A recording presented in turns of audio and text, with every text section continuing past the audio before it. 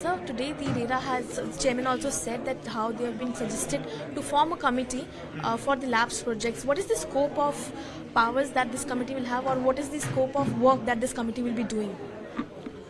Yes, the committee will analyze the stalled projects, why they got stalled, why the projects failed, why they could not go ahead, and based on their analysis they will take appropriate action.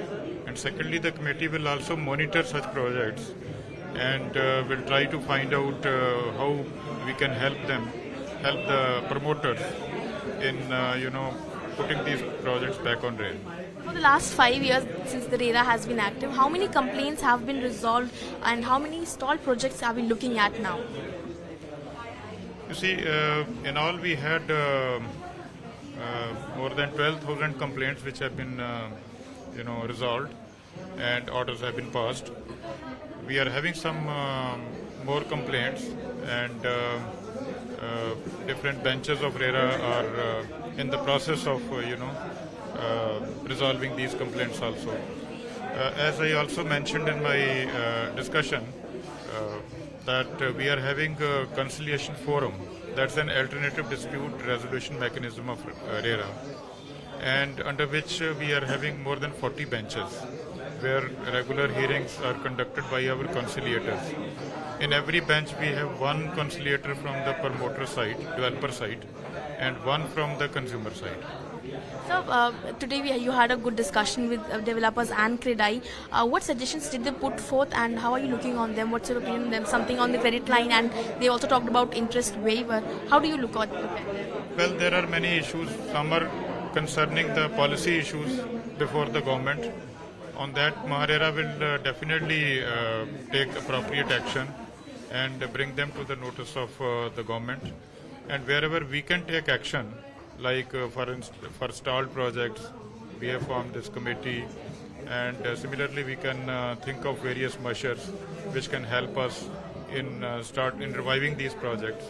So one question on, there has always been discussion on how directions even after directions are issued by RERA, they are not complied upon, and consumers or the home buyers end up being at the door of the court.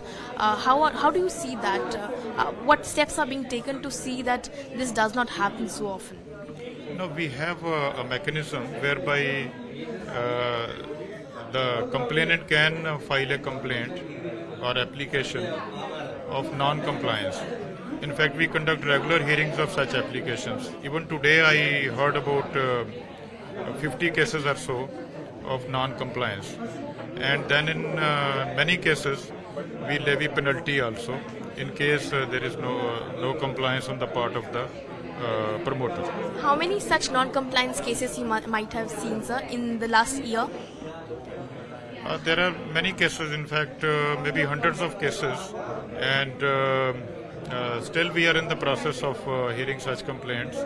And we also have empowered the Secretary of MahaRERA to execute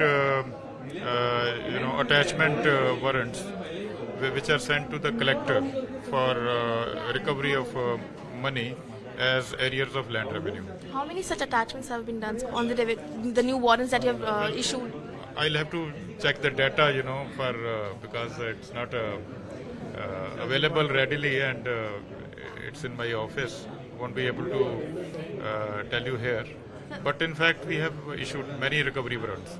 Initially, we used to issue the recovery warrants, and now we have empowered the Secretary of MahaRERA.